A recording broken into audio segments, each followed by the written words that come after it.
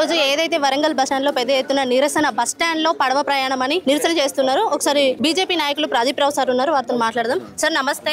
Sir 75 కోట్లు మంజూరు చేసినామని ప్రభుత్వం చెప్తుంది, మరి ఎందుకు పనులు ఇంకా కావట్లేదు? బీఆర్ఎస్ ప్రభుత్వంలో ఉన్నప్పుడే దీనికి బస్ స్టాండ్ కు ప్రభుత్వానికి మంజూరు చేస్తానని చెప్పారు. వాళ్ళు 5 ఏళ్లు చేయలే, 10 సంవత్సరాలు కలయాపన చేసిన తప్ప పని చేయలే. అప్పుడు కూడా ఓ టర్మ్ సురేఖ ఉన్నది, ఓ టర్మ్ నరేందర్ ఉన్నాడు. అప్పుడు కూడా దీన్ని పట్టించుకోలేదు. మళ్ళా కాంగ్రెస్ ప్రభుత్వం వచ్చి 2 ఏళ్ళు అయింది. 2 ఏళ్ల కాంచి కూడా వాళ్ళు పట్టించుకున్నది ఈ సముద్రం చేస్తుడే. మేము సంవత్సరం కిందనే భారతీయ జనతా పార్టీ పెద్ద ఎత్తున ధర్నా చేయడం జరిగింది. ఎంజీఎం మీద గానీ దీని మీద గానీ పట్టించుకోమని ఇక్కడి నుంచి గెలిచి రాష్ట్ర మంత్రివర్గంలో మీరు ఉన్నారు.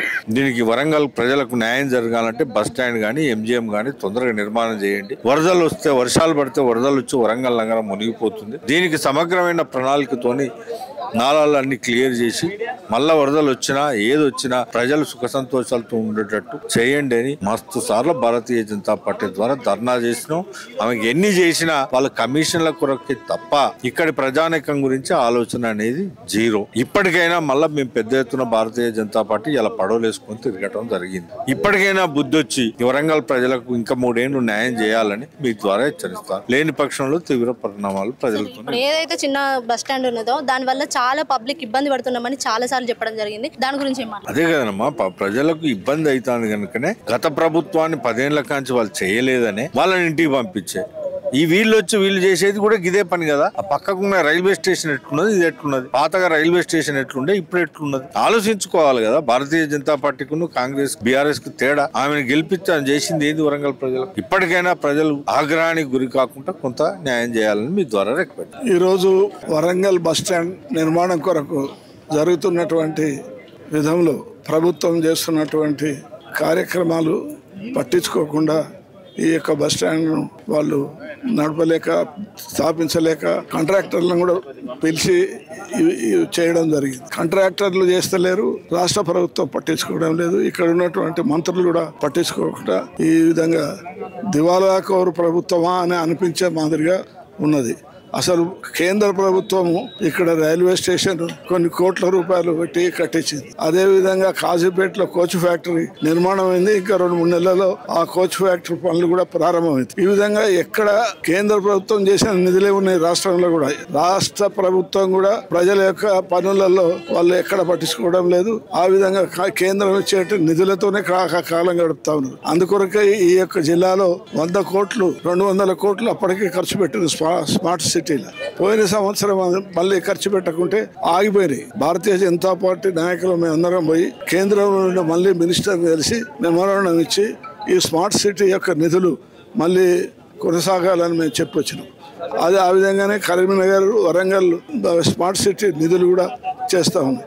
ఏదన్నా ఈ రాష్ట్రంలో ఏ జిల్లాలో అయినా ఏదైనా పని అవుతున్నదంటే ఆ యొక్క కేంద్ర ప్రభుత్వం ఇచ్చేటువంటి నిధులు తప్ప ఈ యొక్క రాష్ట్ర ప్రభుత్వం ఇవ్వడం లేదు.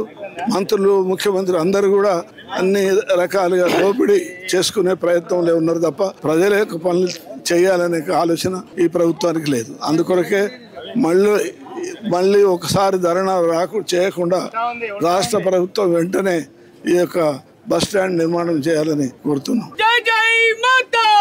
ఈరోజు భారతీయ జనతా పార్టీ వరంగల్ జిల్లా ఆధ్వర్యంలో వరంగల్ బస్ స్టాండ్ నిర్మాణం చేపట్టాలని డిమాండ్ చేయడం జరుగుతుంది. 2023లో ఈ బస్ స్టాండ్, పాత బస్ స్టాండ్ కూల్చేసి కొత్త బస్ స్టాండ్ నిర్మాణం చేసామని కూల్చేయడం జరిగింది. ఇప్పటికి 2 సంవత్సరాలు కావస్తుంది.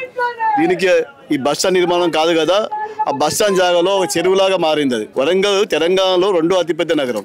ఇంత పెద్ద నగరం ఉన్నా కూడా కనీసం వసతి లేకుండా, ప్రజా సౌకర్యాలకు లేకుండా ఒక బస్ స్టాండ్ కూడా ఏర్పాటు చేయడానికి ప్రభుత్వం కాంగ్రెస్ ప్రభుత్వం. ముఖ్యంగా ఇక్కడ ఉన్న మంత్రి, ఇక్కడ గెలిచిన ఎమ్మెల్యే, వరంగల్ తూర్పు నుంచి గెలిచిన ఎమ్మెల్యే కొండా సురేఖ్ గారు ఒక మంత్రి, ఆమెకు అవకాశం ఉంటుంది. అటువంటి అవకాశాన్ని కూడా గెలిచినప్పుడు గెలవ ముందు ఒక మాట, ప్రజలను మోసగించి అబద్ధాలు చెప్పి అదిష్టం చెప్పి గెలిచారు. ఓకే, గెలిచినప్పుడు పని చేయాలి కదా, ప్రజల సమస్య మీద పని చేయాలి కదా. అది చేయకుండా రోజు ఇటే వెళ్తారు వాళ్ళు. బస్ స్టాండ్ లేకుండా ప్రజలు ఇబ్బంది పడుతుంటే 2 సంవత్సరాల నుంచి బస్ స్టాండ్కు 75 కోట్ల రూపాయల నిధులు మంజూరు చేయడం జరిగింది. దీనికి కూడా నుంచి 75 కోట్ల మంజూరు జరిగింది. 60 కోట్ల రూపాయలు టెండర్ కూడా పిలవడం జరిగింది. ఇప్పటికీ దాన్ని పట్టించుకోకుండా వరంగల్ను ఒక చిన్న గ్రామంలో ట్రీట్ చేస్తున్నారు వీళ్ళు. గెలిచే వరకు ఒక మాట, గెలిచాక ఒక మాట. కాబట్టి కాంగ్రెస్ ప్రభుత్వం చిత్తశుద్ధి లేండి. గెలిచే వరకు అబద్ధాలు చెప్పి ఆ సంక్షేమ పథకాలు, ఈ సంక్షేమ పథకాలు చెప్పి ప్రజలను మోసగించి గెలిచే పార్టీ ఈరోజు దేశంలో, ప్రపంచంలో పార్టీ ఉందంటే కాంగ్రెస్ పార్టీ. కాబట్టి భారతీయ జనతా పార్టీ గతంలో కూడా ఈ బస్ స్టాండ్ నిర్మాణం చేపట్టడానికి గత 1 year ముందే మేము డిమాండ్ చేసి ధర్నా ధర్నా చేయడం పెద్ద ఎత్తున ఇప్పటికి కూడా దానికి మోక్షం రాలేదు. కాబట్టి ఇప్పుడు భారతీయ జనతా పార్టీ తీవ్రంగా హెచ్చరిస్తుంది. తొందరగా వరంగల్ బస్ నిర్మాణం చేపట్టాలి, ప్రజలను మెరుగైన సౌకర్యాలు వరంగల్ ప్రజలకు కలిగించాలని చెప్పి భారతీయ జనతా పార్టీ వరంగల్ జిల్లా పక్షాలు డిమాండ్ చేస్తున్నాం. లేని పక్షంలో దీని మీద భారతీయ జనతా పార్టీ తీవ్రమైన ధర్నాకు ముందుకు వెళ్తామని చెప్పి మీ సందర్భంగా తెలియజేస్తున్నాం. ఇది మొద్దు నిద్ర ప్రభుత్వం, ఇది నిద్రపోయి ఉంటారు కదా, ఏమంటారు, ఇది దొంగ ప్రభుత్వం, ఇది ప్రజలను మోసగించే ప్రభుత్వం, ఇది పెద్ద పనిచేసే ప్రభుత్వం కాదు, అబద్ధాలు చెప్పి నడిపించే ప్రభుత్వం కాంగ్రెస్ ప్రభుత్వం. మాకు ఆలోచన లేదు. భారతీయ జనతా పార్టీని ఈసారి వచ్చే సంవత్సరం వచ్చే ఎలక్షన్ లో బీజేపీ గెలిస్తే వరంగల్ ప్రజలకు కానీ తెలంగాణ ప్రజలకు కానీ ఏ రకమైన సౌకర్యాలు కావాలో మాకు తెలుసు. కాబట్టి అటువంటి మెరుగైన సౌకర్యాలు ఇప్పుడు నరేంద్ర మోడీ గారు దేశానికి ఏ రకంగా తీసుకెళ్తారో ఒకసారి తెలంగాణలో భారతీయ జనతా పార్టీ గెలిస్తే మా నాయకులు మేము ఒక పూర్తి అవగాహనతో మంచి పాలన, మంచి వసతులు కల్పించి మెరుగైన పాలన ప్రజలకు ఇస్తారని చెప్పి మీ సందర్భంగా తెలియజేస్తున్నాం. బీజేపీ జిల్లా అధ్యక్షుడు గంటా రవి గారు ఉన్నారు. ఈ రోజు బస్ స్టాండ్ లో పడవ ప్రయాణం అని ఏదైతే స్టార్ట్ చేసిరో సార్ అడిగి తెలుసుకుందాం. సార్ నమస్తే సార్. ఒకటే అమ్మ, మనం తెలంగాణ రాష్ట్రం సాధించుకున్న తర్వాత కేసీఆర్ గారి నాయకత్వంలో బీఆర్ఎస్ ప్రభుత్వం స్థానిక ఎమ్మెల్యే నన్నపనేని నరేందర్ గారు ఈ బస్టాండ్ ను ఎయిర్పోర్ట్ లాగా మేము నిర్మాణం చేస్తామని చెప్పి కూలగొట్టారు. ఉన్న బస్టాండ్ వాళ్ళు కూలగొట్టి వాళ్ళు ప్రజలకు దీన్ని అందుబాటులోకి తీసుకురావట్లేదు.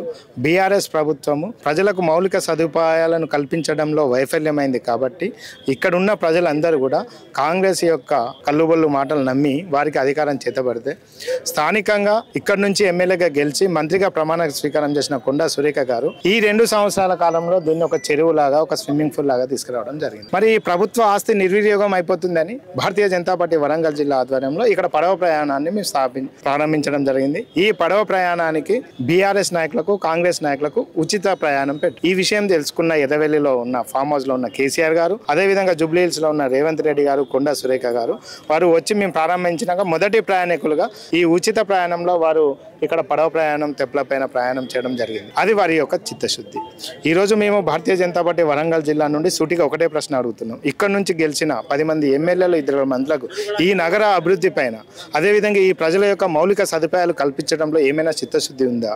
2 సంవత్సరాల కాలంలో రేవంత్ రెడ్డి గారి ప్రభుత్వంలో వరంగల్కు ఒరగబెట్టింది ఏమీ లేదు. గత సంవత్సరంలో భారతీయ జనతా పార్టీ వరంగల్ జిల్లా ఆధ్వర్యంలో డిసెంబర్ నెలలో మేము మొదటి ధర్నా బస్టాండ్ నిర్మాణం కోసం ప్రయాణికుల ఇక్కట్లతోని ఉత్తర తెలంగాణలోనే ఎంతో ఇంపార్టెంట్గా ఉన్న ఈ బస్టాండ్ నిర్మాణం చేయాలి. ఈ వరంగల్ నగరానికి ఆధ్యాత్మిక కేంద్రంగా పేరుంది, అదేవిధంగా టూరిజం హబ్గా పేరుంది, అదేవిధంగా ఒక ఎన్ఐటి, ఒక కేఎంసీ మెడికల్ ఎడ్యుకేషనల్ హబ్గా పేరుకుంది. అగ్రికల్చర్ మార్కెట్ ఎన్మామ్లో ఏషియాలో ద బిగ్గెస్ట్. ఇక్కడికి అనేక మంది ప్రయాణికులు ఇక్కడికి వేరే ప్రాంతాల నుంచి వస్తారు. కాబట్టి ఇక్కడ బస్టాండ్ యొక్క అవసరం ఉంది అని మేము ప్రతిపక్ష పార్టీగా వారి దగ్గరికి తీసుకువెళ్ళడం జరిగింది. సంవత్సర కాలం అవుతుంది, ఇప్పటి వరకు మళ్ళీ గట్లనే ఉన్నది. ఈ 2 సంవత్సరాల యొక్క వీళ్ళ సోమరితనాన్ని, వీళ్ళ మబ్బుని వదిలిపెట్టడానికి ఈరోజు మేము వినూత్నంగా ఈ నిరసన కార్యక్రమం చేశాము. ఇప్పటికైనా స్థానిక మంత్రివర్యులు వెంటనే వారి మొద్దు నిద్రను వదిలి ఇక్కడ నిర్మాణ పనులు 30 రోజులలో ప్రారంభించాలి. లేని పక్షంలో ఇక్కడ ఉమ్మడి జిల్లాలో ఉన్న ఎమ్మెల్యేలను, మంత్రుల యొక్క ఇళ్లను ముట్టడి చేసి ప్రయాణికుల ఇక్కట్లను వాళ్ళకి తెలియజేస్తామని మేము డిమాండ్ చేస్తాం. సార్, ఓన్లీ బస్ స్టాండే కాకుండా మన వరంగల్లో చాలా సమస్యలు ఉన్నాయి కదా సార్, వాటి గురించి కూడా మాట్లాడే ప్రయత్నం. ఎంజిఎంలో మీరు చూసారు కదమ్మా, ఎంజిఎం యొక్క పరిస్థితి ఆగమచ్చ గోచరంగా ఉంది. అక్కడ సరిపడైన డాక్టర్స్ లేరు, స్టాఫ్ లేరు, టెక్నికల్ స్టాఫ్ లేరు, శానిటేషన్ లేరు, అవుట్సోర్సింగ్ ఎంప్లాయీస్ వాళ్ళు ఏదో హాస్పిటాలిటీ సేవాభావం కాకుండా కమర్షియల్ మోటార్లు అక్కడ చేస్తున్నారు.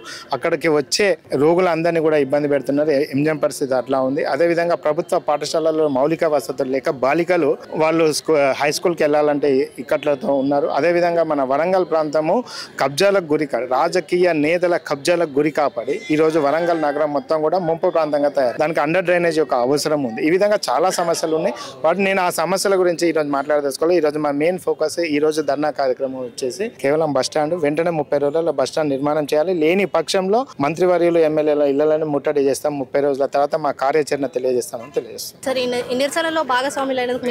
ఏదైతే తెలంగాణలో హైదరాబాద్ తర్వాత ప్రాముఖ్యంగా చెప్పుకునే నగరం వరంగల్ నగరం. ఎన్నో వేల సంవత్సరాల చరిత్ర ఉన్న వరంగల్ నగరంలో ఏదైతే ఇక్కడ వరంగల్ నుంచి ముఖ్యంగా నర్సంపేట ప్రయాణికులందరూ కూడా ఈ నర్సంపేట నుంచి భద్రాచలం వరకు, ఇక్కడ ఇటు నుంచి కరీంనగర్ వరకు, వరంగల్ నుంచి హైదరాబాద్ వరకు ప్రాముఖ్యంగా ఉన్న నగరం ఏదైనా ఉంటే వరంగల్ నగరం. అయితే గత సంవత్సరం పాటు ఎప్పుడైతే మేము ఇక్కడ బస్టాండ్ వెంటనే నిర్మించాలని చెప్పి భారతీయ జనతా పార్టీ వరంగల్ జిల్లా తరఫున ధర్నా కార్యక్రమం నిర్వహించాం. ఆ సంవత్సరం నుంచి అప్పటి నుంచి ఇప్పటివరకు ఏం చేసిందంటే ఒక 30 ఫీట్ల గోతి తీసి దాంట్లో నీళ్లు చేకూర్చేటట్టు ఒక స్విమ్మింగ్ పూల్ ఏర్పాటు చేసింది తప్పితే ఇక్కడ ఉన్న కాంగ్రెస్ ప్రభుత్వ నాయకులు ఏదైతే వీళ్ళే టీడీపీ పార్టీలో ఉన్నారు 10 సంవత్సరాలు, వీళ్ళే కాంగ్రెస్ పార్టీలో 10 సంవత్సరాలు ఉన్నారు. మళ్ళీ ఇప్పుడు తర్వాత టీఆర్ఎస్ ప్రభుత్వం తర్వాత ఇప్పుడు కాంగ్రెస్ ప్రభుత్వం వచ్చింది. మళ్ళీ అప్పుడు కాంగ్రెస్ తర్వాత. ఇప్పుడు ఇదే నాయకులు ఉన్నారు. మరి ఒక్కసారి మనం తెలంగాణలో ఉన్న ఖమ్మం రాజకీయ నాయకులను చూసుకున్నా, అటు కరీంనగర్ సైడ్ రాజకీయ నాయకులు చూసుకున్నా, వాళ్ళ ప్రయారిటీ ఏమున్నదండి? ఖమ్మం చూసుకుంటే వరంగల్ దేనికి పనికొస్తలేదు ఇలా ఖమ్మం కింద. ఖమ్మంలో ఉన్న రాజకీయ నాయకులు వాళ్ళు మంత్రి పదవులు తీసుకొని వాళ్ళకున్న ఖమ్మం ఏరియాలో సేమ్ వరంగల్ కంటే ఘోరంగా ఉండే ఖమ్మం పరిస్థితి. 10 సంవత్సరాలు 15 సంవత్సరాల క్రితం మేము ప్రతి సంవత్సరం చూసి వస్తుండే ఖమ్మం పోతుంటాం. ఆ ఖమ్మంతో పోల్చుకుంటే ఇక్కడ ఉన్న రాజకీయ నాయకులు ఒకసారి టూర్ వేసుకొని మరి సిగ్గు తెచ్చుకోవాలి. వరంగల్ జిల్లా నాయకులు 20 సంవత్సరాలు 30 సంవత్సరాలు 3 సార్లు ఎమ్మెల్యే 4 సార్లు ఎమ్మెల్యే మంత్రి పదవులు ఇవన్నీ చేస్తున్నారు వీళ్ళు. వరంగల్కి వీళ్ళ ద్వారా ఒరిగింది ఏం లేదు. ఇవాళ అభివృద్ధిలో తెలంగాణలో హైదరాబాద్ తర్వాత 2వ స్థానంలో ఉండాల్సిన వరంగల్ జిల్లా ఖమ్మంను కరీంనగర్ తర్వాత ఎక్కడికో అట్టడుగు పడిపోయింది వీళ్ళ వల్ల. ఇవాళ నర్సంపేట నియోజకవర్గ ప్రజల కోసం, నర్సంపేట నియోజకవర్గంలో ఉన్న ప్రయాణికులు మధ్యతరగతి నిరుపేద ప్రజలే కదా ఎక్కువ వాడేది ఆర్టీసీ. ఈ ప్రజలందరి కోసం కూడా ఈ బస్ ప్రయాణం వెంటనే ఇక్కడ సౌకర్యం బస్ స్టాండ్ లేక అనేక ఇక్కట్లు పొందుతుండ్రు. ఇక్కడ నుంచి ఇప్పుడు మొన్న బస్ ప్రయాణాలను బస్ ప్రమాదాలను చూస్తాను. అక్కడ చూస్తే ఆ బస్సు అక్కడి పోతే ఆ బస్సు ఇటు పడే ప్రమాదం అంతా మొత్తం అది చీరకపోయింది కిందంతా. ఒక బస్సులో పడితే ఒక 40-50 మందికి ప్రమాదం జరిగే అవకాశం ఉన్నది. మరి ఇప్పటికైనా ఇక్కడ అధికారంలో ఉన్న ఇక్కడ లోకల్ మంత్రి కొండ సురేఖ గారు, మరి అధికార పార్టీ కాంగ్రెస్ పార్టీ అయినా సరే వాళ్ళు ఇప్పటికైనా కళ్ళు తెరిచి అభివృద్ధి పనులు చేపట్టి వెంటనే ఈ బస్టాండ్ కార్యక్రమం చేపట్టి ఈ బస్టాండ్ను వెంటనే నిర్మించాల్సిందిగా భారతీయ జనతా పార్టీ వరంగల్ జిల్లా తరఫున డిమాండ్ చేస్తున్నాం. నర్సంపేట నియోజకవర్గ భారతీయ నాయకుల తరఫున కూడా పర్టికులర్గా డిమాండ్ చేస్తున్నాం. ఎందుకంటే మా నర్సంపేటలో ఎక్కువ వాడతారు, మా నియోజకవర్గ ప్రజలు ఈ బస్టాండ్ని ఎక్కువ వాడతారు. ఎందుకంటే ఎక్కడికి పోవాలన్నా అంత మధ్యతరగతి కుటుంబాలు నిరుపేద కుటుంబాలు బాగా వాడతారు కాబట్టి వెంటనే డిమాండ్ చేస్తున్నాం. వెంటనే ఈ పనులు ప్రారంభించాలి. లేకపోతే ఇందాక మా జిల్లా అధ్యక్షులు చెప్పినట్టు ఆ మంత్రుల ఇళ్లను కానీ ఇక్కడ లోకల్లో ఉన్న కాంగ్రెస్ పార్టీ ఎమ్మెల్యే ఇళ్లను కానీ ముట్టడి చేస్తామని చెప్తున్నాం.